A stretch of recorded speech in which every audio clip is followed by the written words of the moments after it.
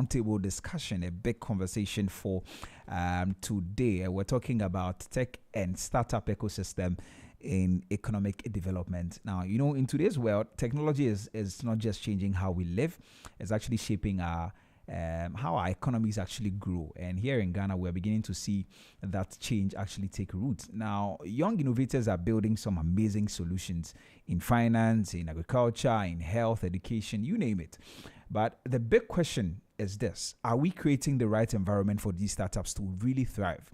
And what kind of support and policies do we need to actually turn these great ideas into lasting impact? And that's exactly what we'll be talking about today with some of Ghana's brilliant minds in tech and startup space. And as we look at how innovation can actually drive the next phase of our country's economic growth. I have joining me in studio two gentlemen.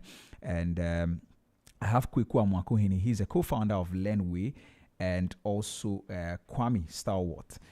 He is a hub manager for IRHQ Builder Hub. They'll tell us a bit about that before we get into our conversation. Gentlemen, good morning. Welcome to the Business Breakfast on Z. Yeah, good morning. Thank you for having us. That's Kweku and then Kwame, right? Yeah, okay. Thank you very much, Trebi. Yeah, good to have the two of you. So, let me just briefly tell us about your organizations, just to give us some context. So, Tell us about... Kweku, tell us about Learnway, right? Yes. Yeah, what's that? So Learnway is an app that is transforming how young Africans learn about blockchain, cryptocurrency, and AI, which are all these new emerging technologies that are forming or reshaping the digital economy. Right. So we are helping them learn about it so that they can be active participants in that economy. So that's what Learnway is about. That's brilliant. That's brilliant, because a lot of our young people are not so much paying attention. I mean, of course, we are beginning to see people pay attention to some of these technologies, and I think that is actually good. And how about you, Kwame? Yeah, so with IRHQ, what we do, we are growing the on-chain builder ecosystem across Africa, not just in Ghana alone. What is on-chain? So we are more affiliated to blockchain technology, right? Okay. So in blockchain, we say on-chain, just like in the normal internet, you say you coming online. All right. So yeah, whenever you hear on-chain, it means like you actively doing something on the blockchain. Okay. So what we are focused on is growing the on-chain builder economy across Africa. And there are services that we offer. One, we have IR Labs, which is a hackathon platform. Okay. And by hackathon, I mean it's an innovation platform where young people can say, okay, I have these skills. I want to put my skills to use. Right. So where do I go? I join a hackathon. Hackathon is simply come, put your idea to use, and then win some money. So you just spin off that idea and then build it into a product. So that's IR Labs, that's our innovation arm. From there, we have IRVesty, which is our incubation program. So if we have these startups that have been built, or these ideas that we spin out of IR Labs, and then some that are already in the markets, we make sure that you have this incubation arm where we incubate these startups, we provide funding, we provide mentorship and everything for them. And then we don't end there. Aside that, we have the Builder Hub, which I actively manage, the one here in Accra. We have another one in Kenya, Kilifi. So what we do is that tech people do not have a home, a place, an enabling environment where they can just come in, walk in anytime, any day, stay, sleep, live, and then work together. So the Builder Hubs provide that environment for them. So you can just come in, fly in from any country at all, come into Ghana, go into Kenya, stay, work with people. Wow. Yeah. Wow. Thank you very much. That's awesome. That's awesome. Sounds like some very good stuff going on in that space. All right. So, I'm glad to know about your organizations, and I now know about on-chain. I didn't know there was something like that. Yeah. Thank you so much, Kwame, for helping me. All right. So let's get into our conversation this morning. We're talking about tech and startup. Maybe we can start from telling us what your impression, or how would you describe really the current ecosystem when it comes to, startup and tech ecosystem really in Ghana. What does it look like? And I'll start with you, Kweku. Okay. So the current tech ecosystem is looking good. I would say it's looking good because we have there are two approaches for managing or building a well and enabling environment, which is the top-down approach and then the bottom-up.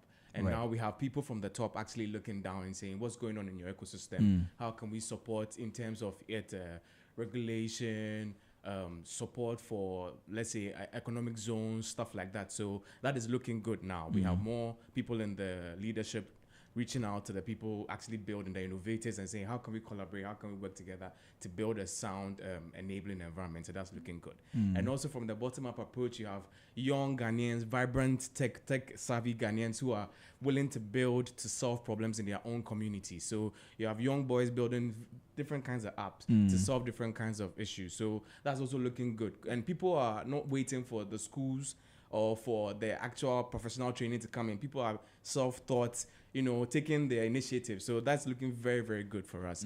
We don't have to wait for there to be a fully set up professional training before we have people releasing apps into the Ghanaian ecosystem for Ghanaian users or for African users. But that's already happening, even without the help. Wow. So we are excited that with the help coming in, it's just going to expand and keep expanding. So yeah, it's looking good but for us. those are things that we are beginning to see now. Yes. What was it like before?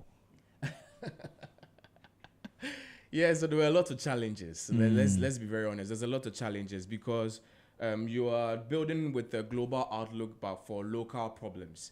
And if you don't have the people who believe that the problem you're solving locally can scale globally, then it's hard because no one is going to invest in you. No one is going to give you like we said, the resources required for you to actually put that stuff out there. So that was a huge challenge. But Ghanaians are very resilient. Ghanaians are very resilient. Are you sure? Oh yeah, because I get the wrong impression. No, listen, Ghana is on the rise. I want to take this moment to say that Ghana is on the rise. We're really slow to action, but when we move, everybody feels us. Wow. Everybody feels us. So from henceforth, just keep a lookout. You'll be seeing a lot more news from this space. Right. Yeah, so I want you to hold on to that. Ghana is really, really on the rise. So I see. it might not look good, on the big picture, on the high level, but individually, people are doing things that are going to push us forward. And we are now connecting. So there's the unity aspect now coming. And we are no longer working in silos, but we are now connecting with each other and building together as a unit. So it's going to be great. It's going to get better. Yeah. Okay, Kwame, do you share the same sentiments? I definitely share the same sentiment. So I got it when you were like, are you sure Ghana is on the rise? Yeah, definitely. So I'm sure in your mind you were comparing it to, let's say, the Nigerian tech ecosystem. Yes, we get that a lot because I've worked with, I would say lots of the people that I work with are Nigerians, and they are very proactive when it comes to opportunities, tech, and then all these. But for the Ghanaian, the Ghanaian definitely wants you to kind of pamper him or her.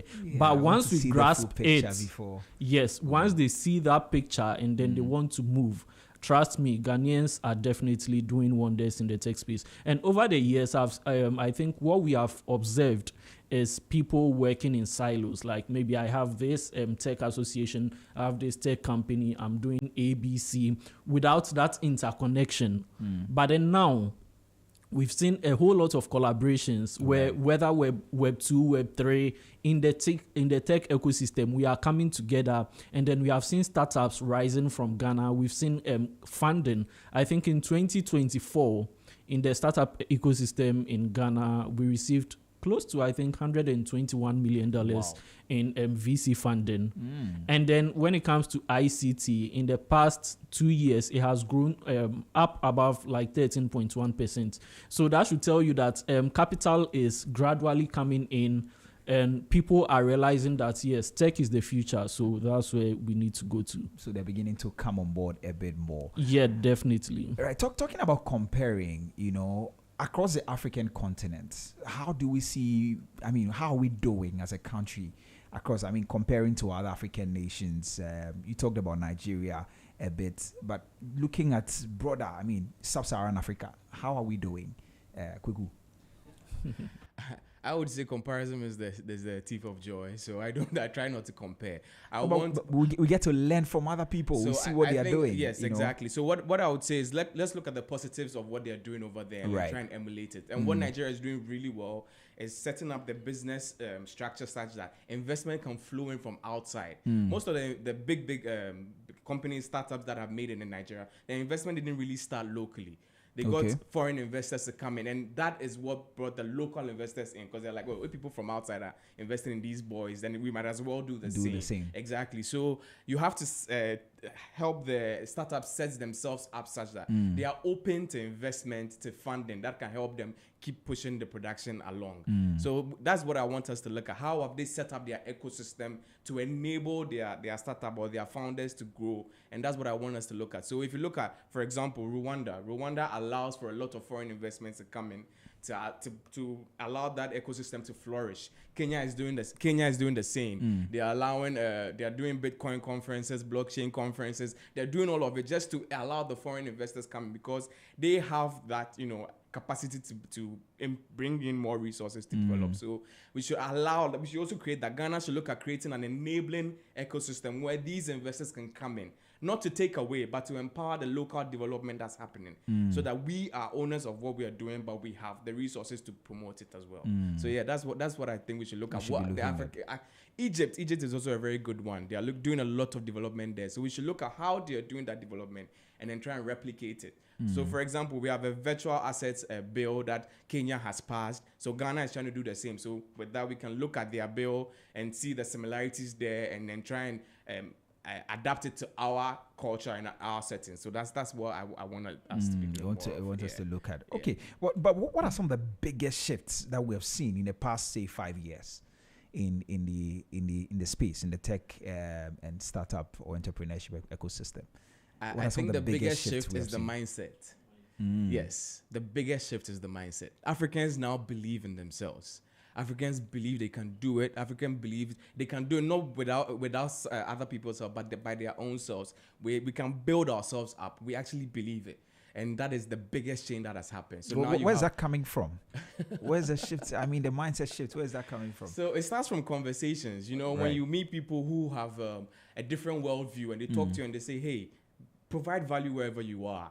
Believe you can bring value wherever you are. And then when you start to do that and you reinforce that, it's positive reinforcement. Then you realize that, oh yeah, it's true. I can actually produce value wherever I find myself. And then it's a ripple effect. More and more people start producing value. And then it's like a net positive. It's all around. And so I'm telling you, Ghana is on a rise. Look out for it. I'm going to say it again. I'm going to keep saying Africa on the whole is on a rise. But Ghana in itself is on a rise, from the leadership all the way down. You might not feel it, but it's coming. It's coming. Gradually, it's coming. Yes. All right, great. So in what ways are startups contributing really to our economic growth as a country? How are they contributing, Kwame? Yeah. So, for example, when I'll talk more about tech startups, because that's my field. Sure. So, for example, a startup sets up a company. Lenway is here. So Lenway sets up Lenway. Kweku wholeheartedly or single-handedly cannot do everything on his own. So he will need a co-founder. He will need a team member. Let's say a UI UX designer. He will need a front end, a back end. All these people. He even needs a marketer, a community manager. All these things to ensure that whatever he's bringing out there gets adopted, sells, and then he gets paid for that. So one way in which startups are contributing is employment.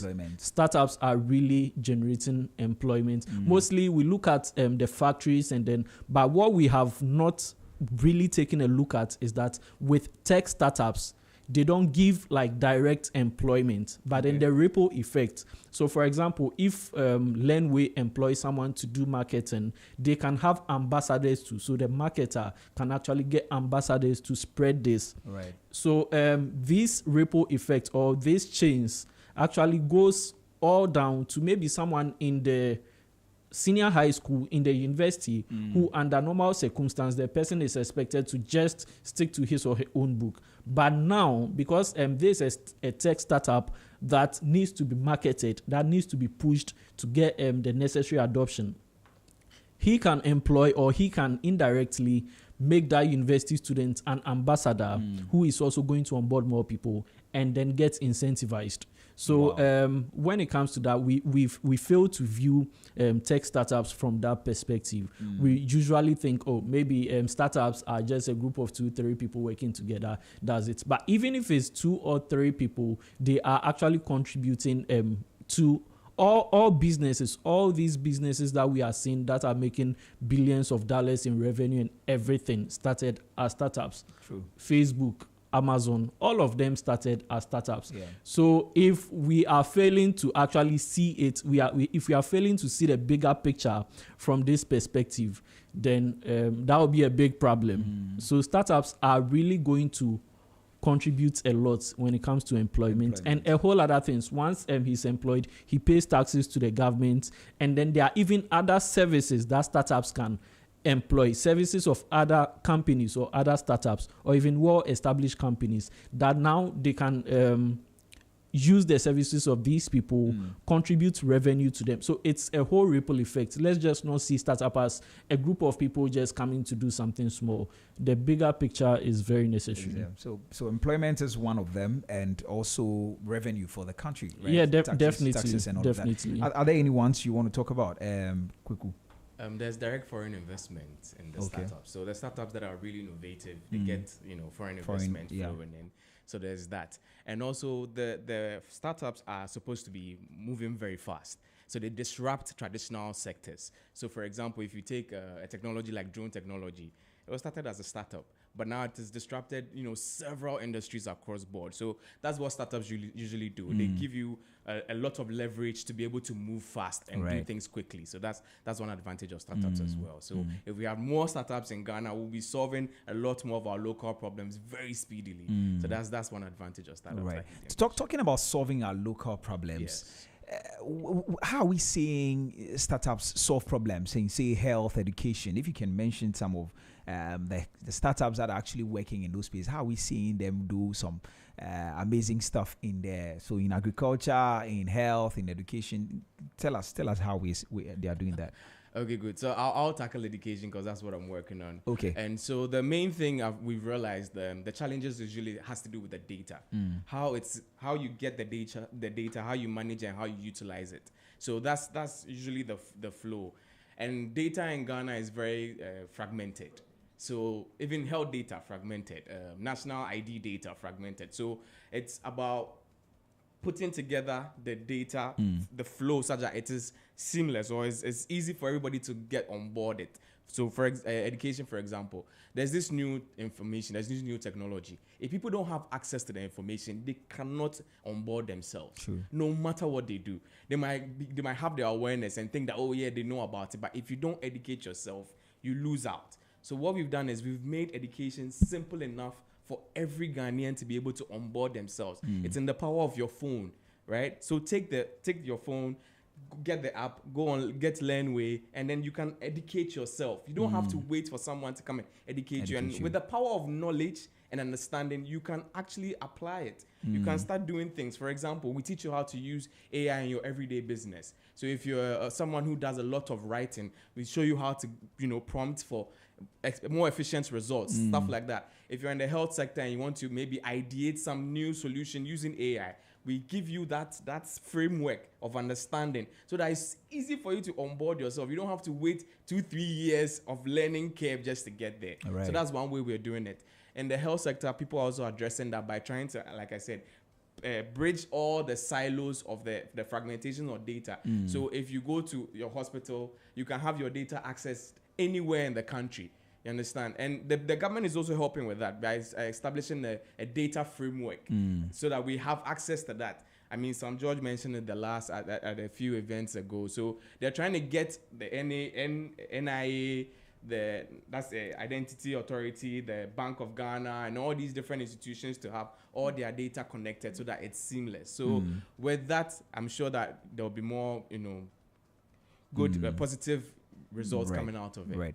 Right. So I want specifically, maybe are there some startups you can mention, some tech startups, across board that are actually working innovative ways. Doing some innovative stuff in very specific sectors, like we mentioned. But I appreciate the data. Okay, so Muti, I don't know if you've heard of Muti Pharmacy. No. So that's a health startup where they're trying to subsidize the cost of drugs for Ghanaians and Africans as a whole. Okay. So that's a startup. Good. And with that, they're able to allow people to get drugs that they really need at a lower cost.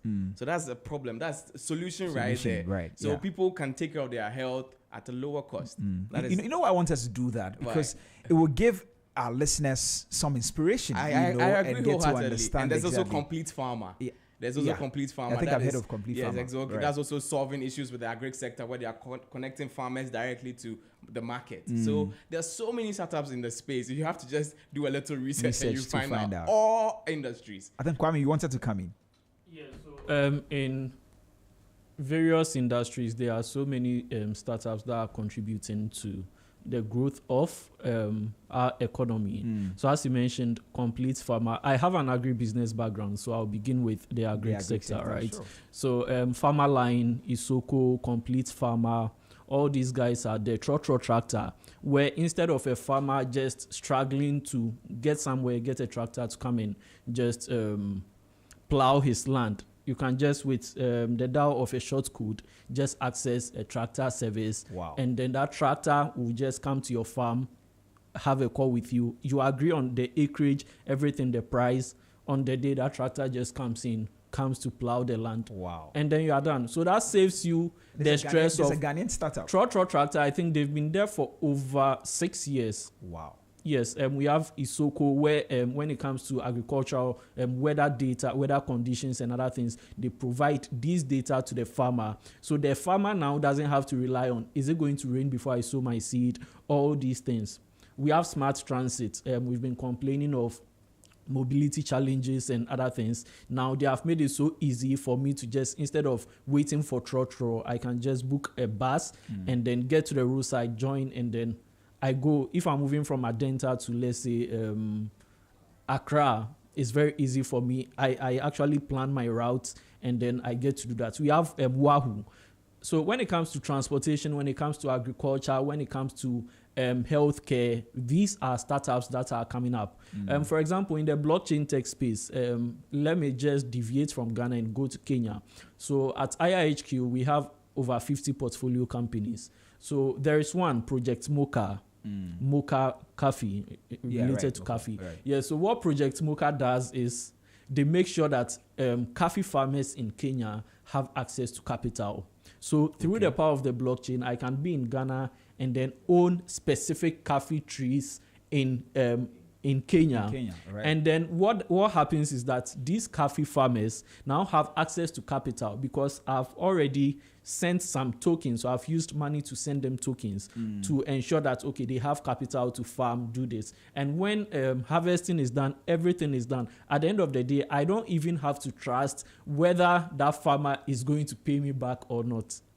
The smart contract does everything. After harvesting everything, sales, I get my portion, and it's all through tech, through smart contracts, which is built on blockchain technology. There are so many startups that I can mention. For example, there is a startup also in our ecosystem, the IHQ ecosystem, called Crypto Momo. People are complaining of crypto wallets and other things. With just a short code in Ghana, I can have a wallet address. Someone can send me money across the world just with or money. Crypto, which is also money. So I can send and I can receive.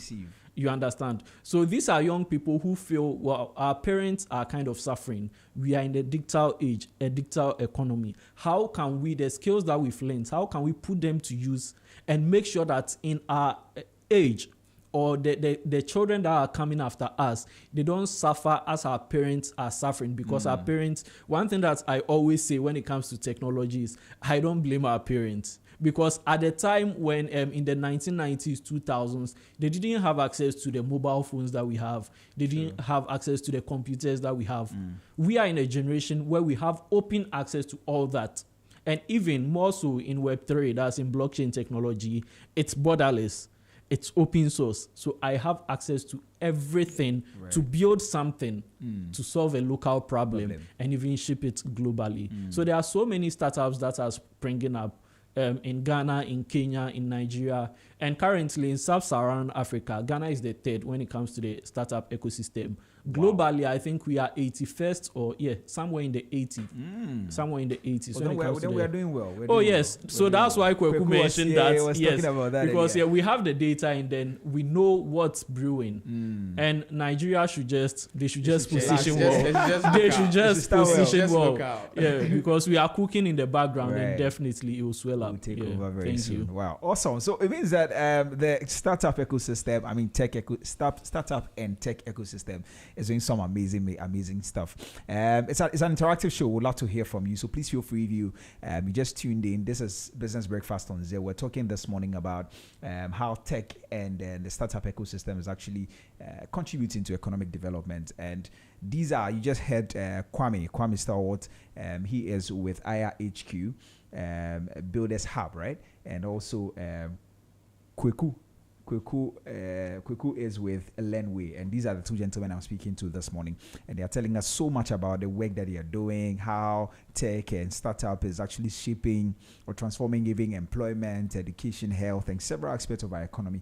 And it's a very important thing. We'd love to hear from you.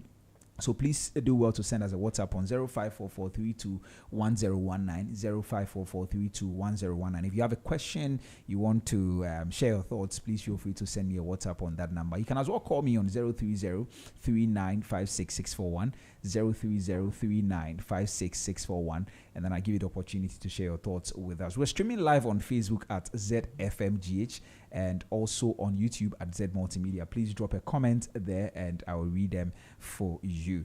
All right, let's continue our conversation. Now, one of the areas of our economy that a lot of people continue to complain about, I mean, governments and several people, is the informal economy. Majority or a bigger part of our economy is informal. How can we use tech to actually formalize the informal economy here in Ghana? I don't know if that is something that is possible, and how can we do that? Kweku.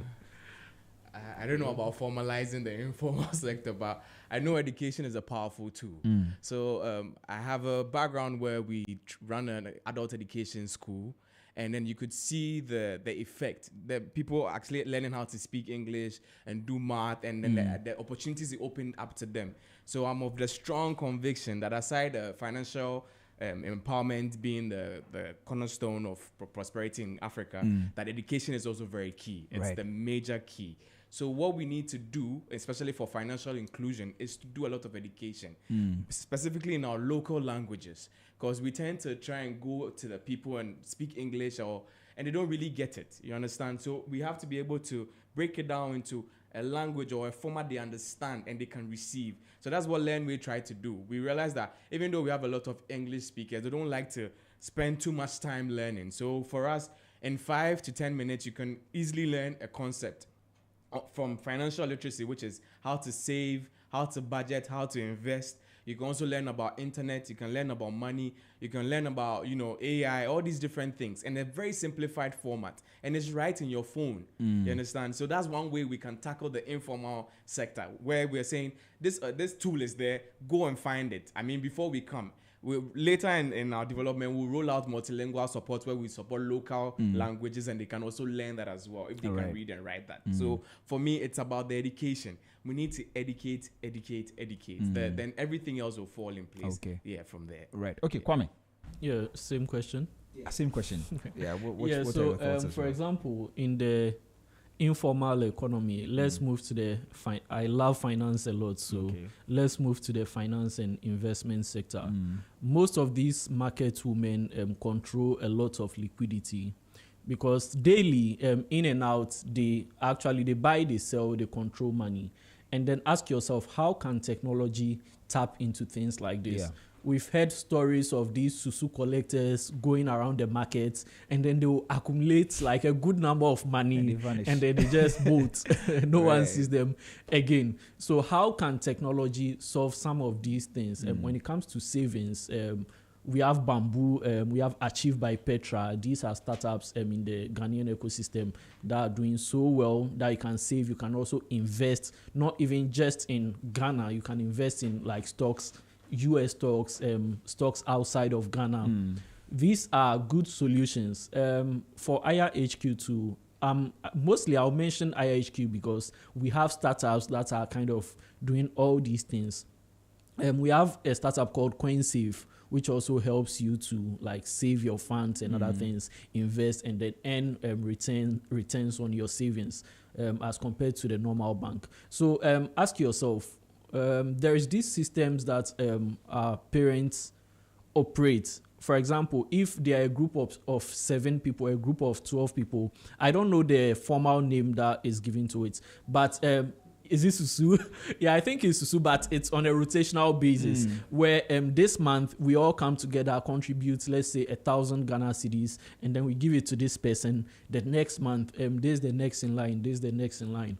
But ask yourself, how do we bring this, how do we add innovation to make sure that this works, where no single person can say, oh, this month, maybe I'm not going to contribute again. And that ends up with other people losing their funds. So for example, in blockchain technology, we can have what we call smart contracts. And I'm sure people are already working on it. But the issue is trust. Would these market women trust you enough to contribute to your platform? So that's where education comes in. You make them understand that the world has evolved. The Ghana must go that you were putting money in for contributions, the Susu boxes and other things. We are in a digital economy. Yeah. This is a platform. No one controls your money. It's just the code that makes sure that your money is safe, secure, all these things. And then once they get to trust what you have built, then it becomes very easy for even them to turn into marketers of your product. So technology can solve all these things. It can mitigate all these risks and make sure that we bring the informal economy on the internet. That's one area that I'm looking at, the contribution aspect. The person that will be able to crack that code in the tech space is really going to make a lot, because lots of liquidity flows in that space. Yeah, thank you. You have to tell us more on that particular one. Why do you say that? Why do you say there's a lot of money, liquidity in that space? Yes, so... why haven't we explored that yet as well? Why haven't? So for me, I'm an ecosystem builder. What I do is to ensure that startups like Lenway thrive, startups like... So in Ghana, we have Sarcasm, Lenway, Crypto Momo. We have loads of startups that are in our ecosystem. So what I ensure is that they thrive. So I cannot actively create that solution myself. But then I feel there is liquidity because, you see, these are people that handle cash every single time, right? So, for example, most people in the corporate sector, the only time that they are mostly liquid is at the end of the month. Everyone is waiting for payday. These people do not wait for payday. So how can you ensure that their funds are kind of secured? They also, instead of maybe just keeping it there, it also kind of works for them. And I know regulation comes in when it comes to this. Regulation will play, because once you are dealing with people funds, Bank of Ghana is involved, and then other institutions are involved. And I feel that is one of the reasons why people are hesitant. Yeah, but even that IHQ, what we have done, I think in June, we hosted a roundtable, a stakeholder engagement, where we brought the deputy governor of Bank of Ghana was there. We had people from Office of the President, Office of the Chief of Staff. We had some MPs, some ambassadors, and then people from the corporate field in Ghana joining. And this is what we are doing. We cannot build the tech economy that we want to build or want to see in Ghana alone. So we need these stakeholders, regulators, financial institutions, all these people, so that once we are going in one direction, we know regulators also know, and then we are also not going against the laid down rules, the laws of the state. Yeah, so that's what I feel. I see. Let's talk about some of the challenges that you face in the tech. You are tech entrepreneurs, and so you share with us some of the challenges, the daily challenges. I know funding is, it's like the biggest, A1. Yeah. I know funding is like the biggest, Oh, feel free. But let's look at more of those problems that you guys are facing. Tell us about it. The major problem I think would be team development. team development, yes. Because when you have an idea, it might seem great, but it's how it's executed that's important. And you need the right team to be able to execute. So it's not just having the idea, it's about having the right people who believe in the idea to come together and then say we are committed to this for, let's say, a period of 6 months to a year, or for however long it's going to take, and then build it out. So for me, that's a huge problem. Even if the funding comes in and the right team is not in place, it all goes to waste. So I think if you are able to put together a right team that believes in the product, you can trust in their skills to deliver, I'm sure you find liquidity, or you do well in the space. Yes. Right. So team building is a major one. But that is on the side of the startup founder or the business owner, right? Are there some structural challenges as well, like in terms of our government, our systems, Kwame? I know Trebi wants to put me on the spot. Yeah, definitely. There are loads of challenges in the startup ecosystem in Ghana. One, as you mentioned, government. Yeah. So regulatory challenges are one.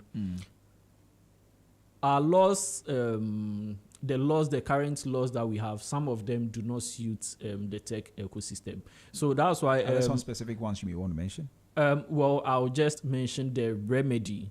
So we have the Ghana Startup and Innovation Bill that's currently being developed. And I think we are on the last stakeholder engagement review before it passes to Parliament. So what the tech ecosystem is trying to tell government is, we have laws for businesses, but can we have specific ones for startups where if I'm a startup, I am a brilliant tech person, I think I have the knowledge and everything, I have the skills to set up something great. Can we have that flexibility where instead of you taxing me from day one or maybe year 4 or year 5, you can give me maybe an 8 years tax break for me to kind of form the business, for me to employ more people, do all these things. Yeah, so Ghana, the government is also trying, stakeholders are coming up with the Ghana Startup and Innovation Bill, which we are hoping for that to pass. So regulation is one. Bank of Ghana, for example, those who are dealing in the digital currency, those who are dealing in digital currencies and then the rest. Bank of Ghana is also coming around. I think last 2 months, they asked that if you are a startup, if you're a company dealing in this field, just let us know, fill this form so that we get to know what you have done. They also have a regulatory sandbox for fintechs. Specifically for fintechs? Yes, for fintechs.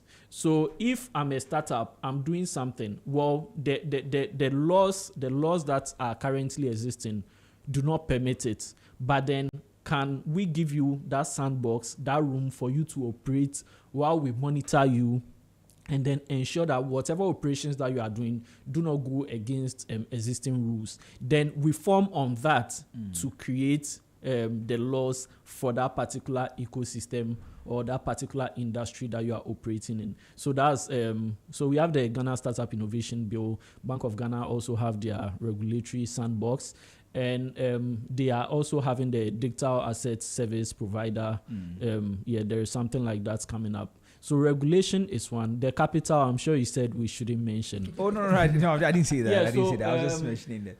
One thing that we have done as an ecosystem, IIHQ is not a company, it's an ecosystem. Okay. One thing we have done is to ensure that some of these challenges are mitigated for these young and then upcoming startups.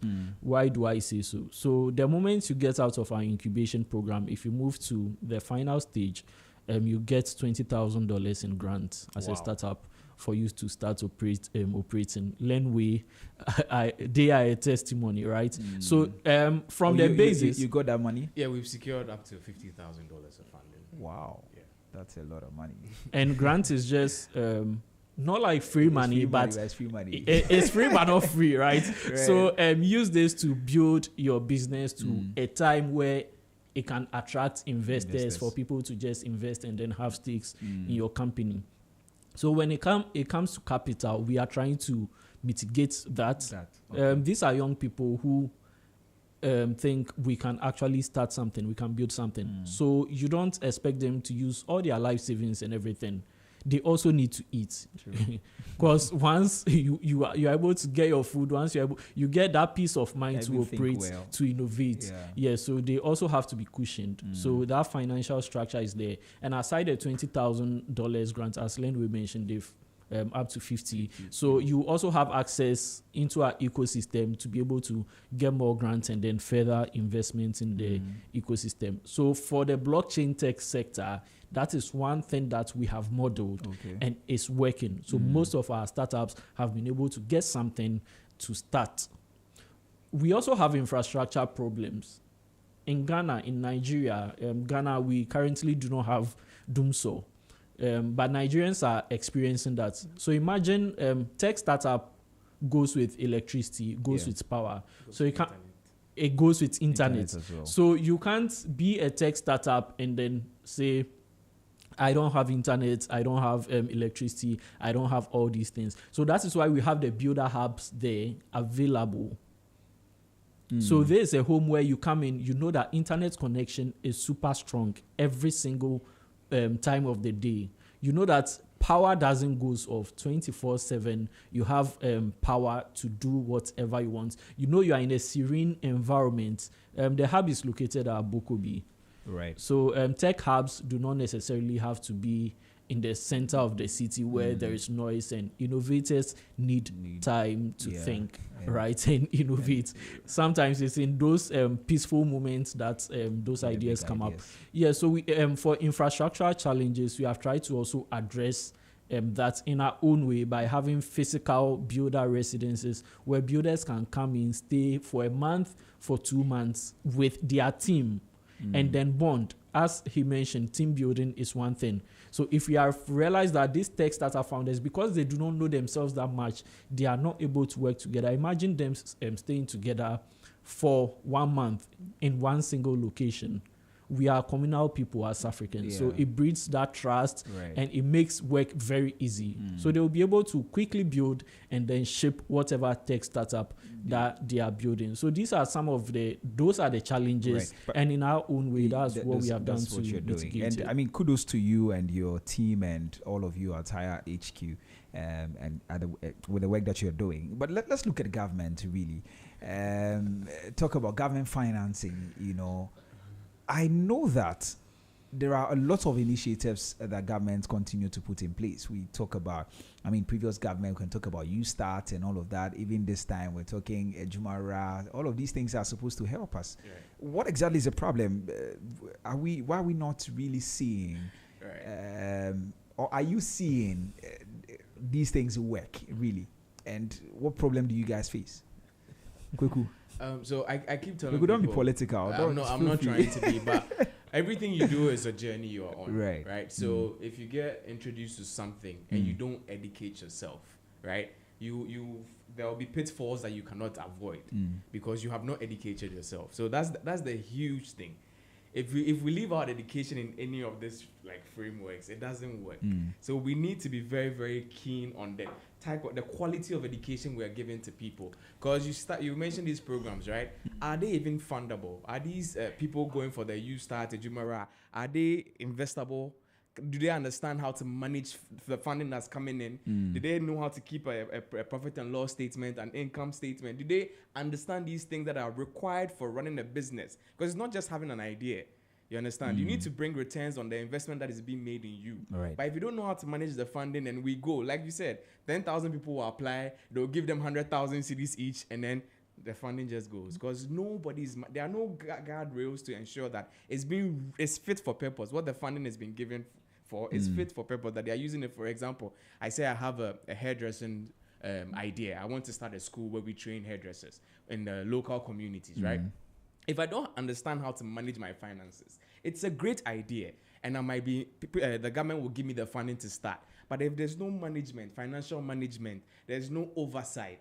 Come on, so in this case, who is supposed to do the education? Government or you as a startup founder? Okay, great question. So you see, we are all stakeholders involved in this thing, and we all have interest. So the government is one stakeholder, and the government has his like their interest. You as the individual, you have your own interest, right? Now the interests of all the stakeholders have to become one, where we are agreed on what we are doing with the funding, right? And then we put in place these measures to ensure that we see it all the way through.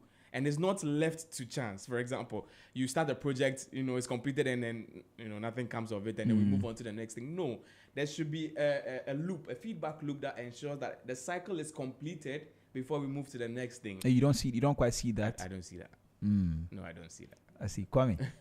Yeah. So just to add to what he's saying, what I would say is we keep on building pipelines instead of systems.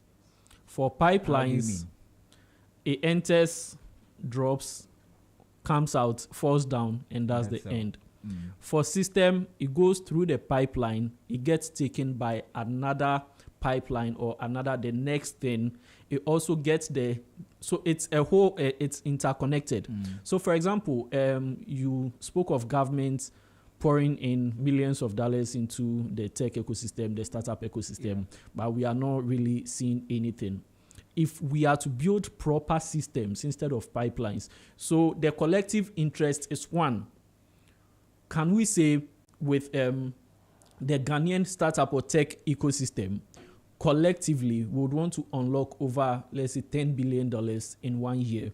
How do we do that? What's the role of government? What's the role of educational institutions? What's the role of financial institutions? What's the role of so government institutions like NEIP and then the others? Yeah.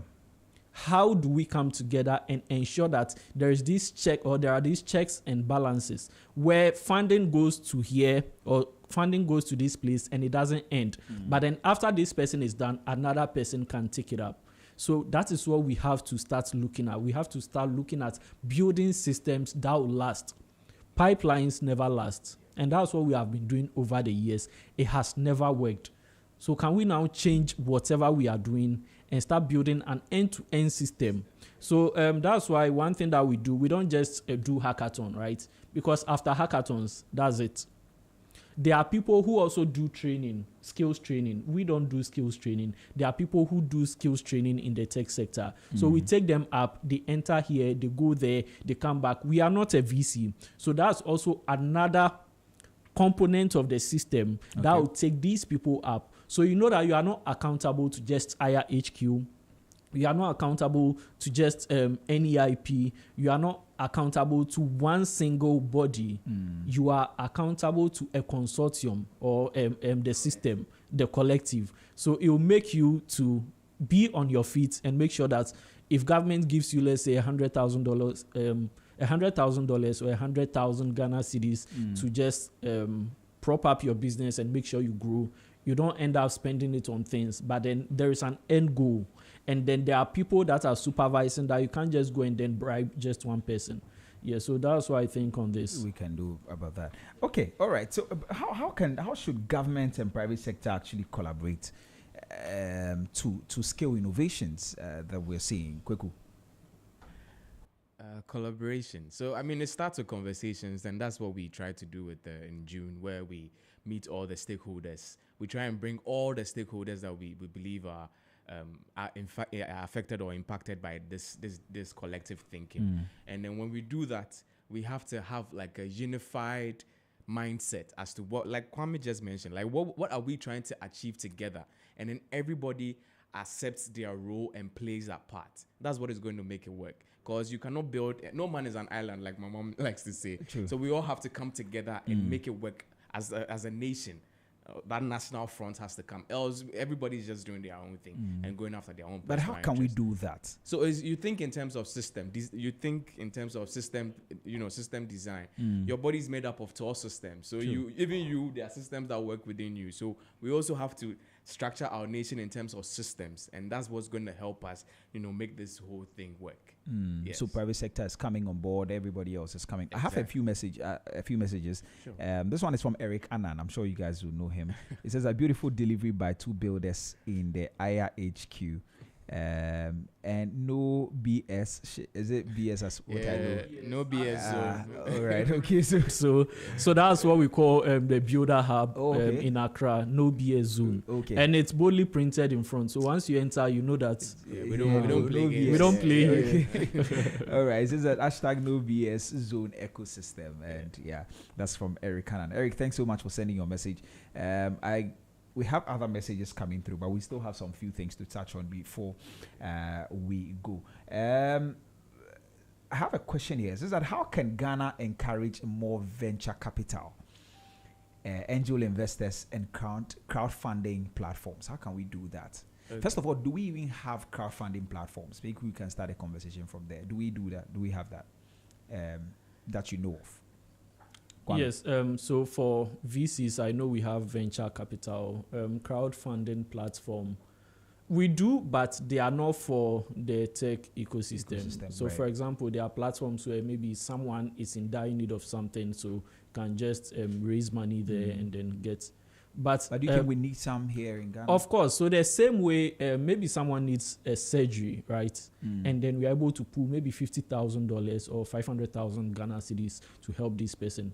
Just imagine if a company or a startup need this investment, then we're able to appeal to the public. Can we support? That's why building that system is very important. Mostly when we talk of capital, we look at external capital, that's VC capital, and then the rest. But can we ask ourselves, we have people with like the resources to actually help these startups. So can we ask ourselves that, okay, can we come together? And if we know this particular platform is backed by NEIP, all those, and then they vet the startups that come on to raise, that's going to really contribute a lot. So Mr. Eric Annan always used to say something. Can we get 1 million young people in Ghana to contribute just $1? If we are to do that, $1 is just like, I think 12 cedis or so. It's nothing, right?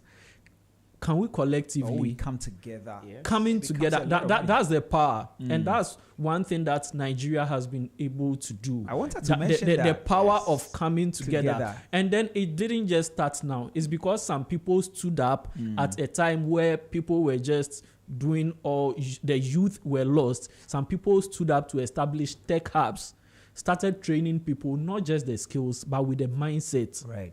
That's how it all happened. Do you think it's a culture thing? Yes, definitely. Because I'm glad you said that. It's definitely a cultural thing. Because Ghana, I mean, I see in Nigeria, and even beyond startups and all of these things, I see in Nigeria, even they can fund people's education, like a whole community, you know, they just put it out there, but Ghana will see and pass.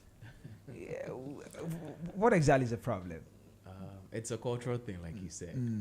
We have a particular personality, national personality, so it's a cultural thing. But what I would like to say about the VCs coming in is that usually it depends on how your company is structured. Okay. So if you are starting and you register as a sole proprietor, nobody's come to invest $1 million in you. Right. I need to put that out there.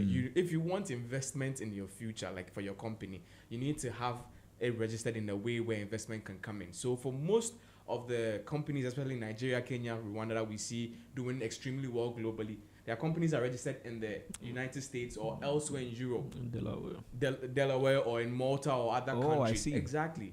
Because that's how they're able to attract foreign investment, because they're able to create a cap table and all these different things where investors have trust that their funds are protected under certain laws and regulations, right? But you don't have that here.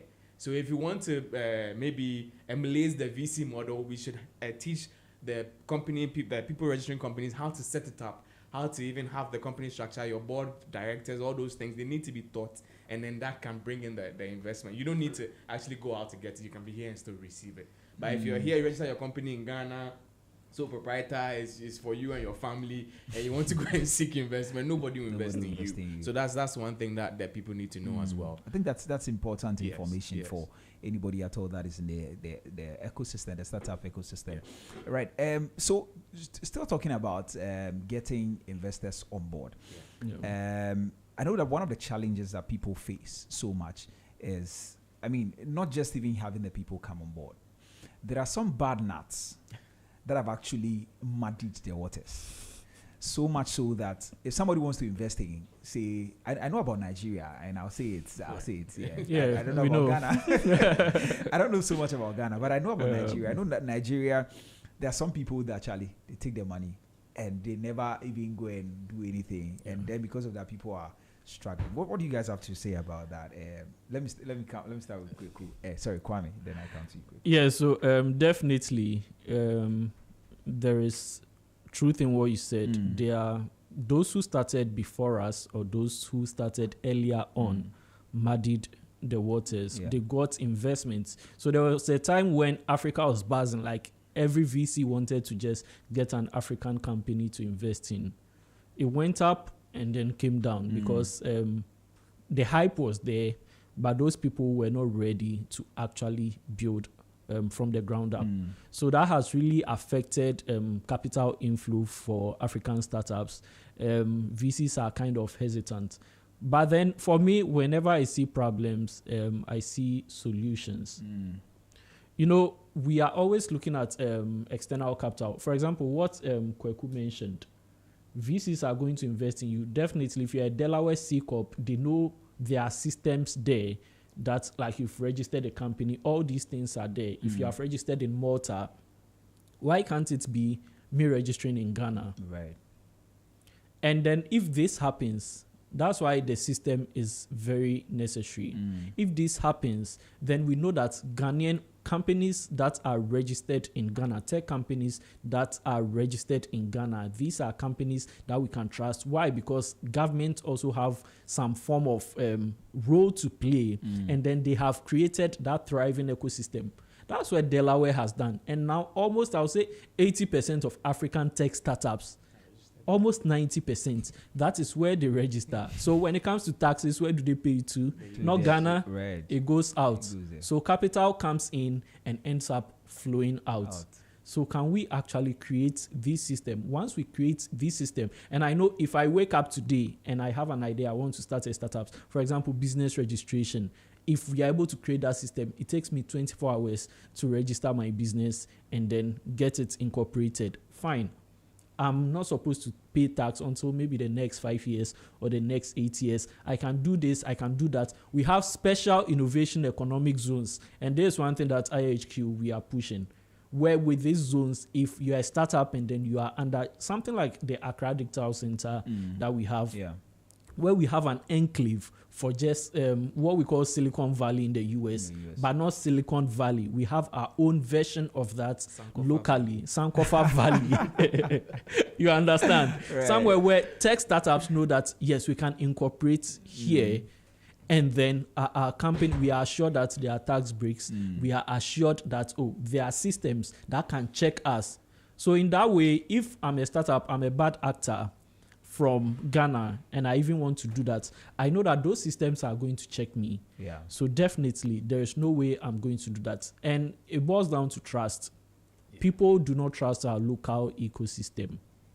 So now we coming up, we have to build that trust. If you're a tech startup coming up, you really have to build that trust and show that I'm in for the long haul. I'm in for the long run. I'm not going to bolt without capital.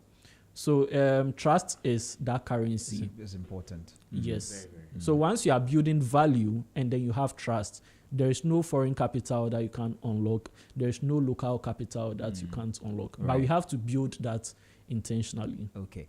All right. Is there anything you wanted to say in line with that? I mean, I wanted to correct the narrative that it happens all across the world, especially in the US and Europe.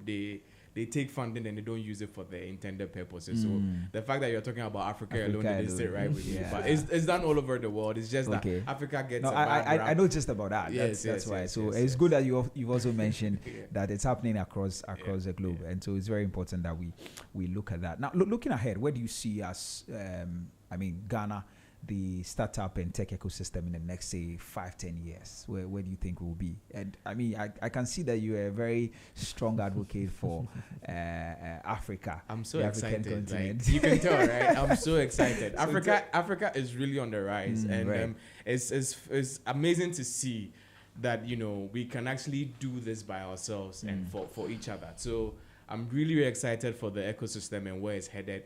There'll be more people coming in to build solutions for the problems we have locally and scale globally.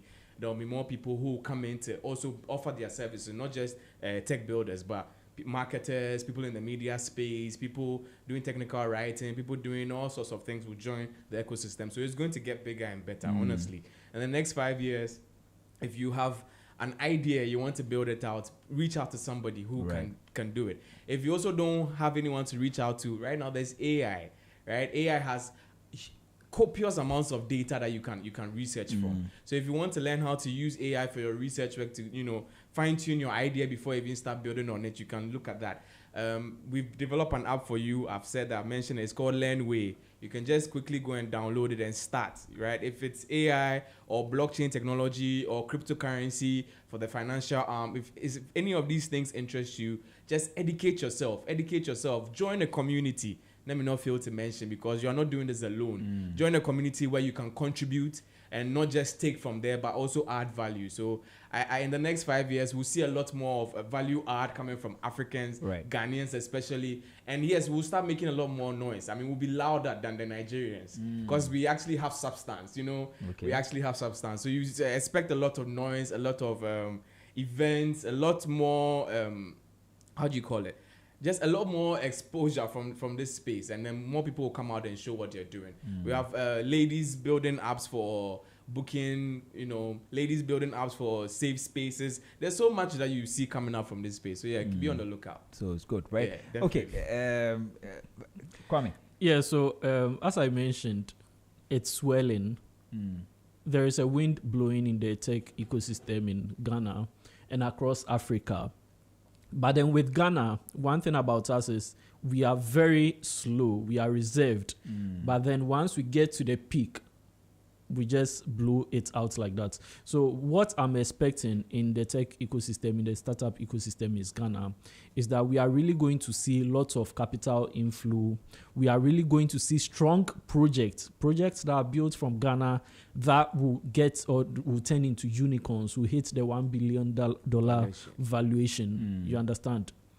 I'm saying that because I've seen these startups. I've seen people who, even without funding, these people are working day in, day out to push this. So just imagine if we contribute value as an ecosystem, if the government decides to be intentional to make sure that they cushion these people and then they help them to thrive. In the next 5 years, Ghana is going to be like the startup hub for West Africa. So that's my projection. To ask how we're going to be able to position ourselves we're already doing it.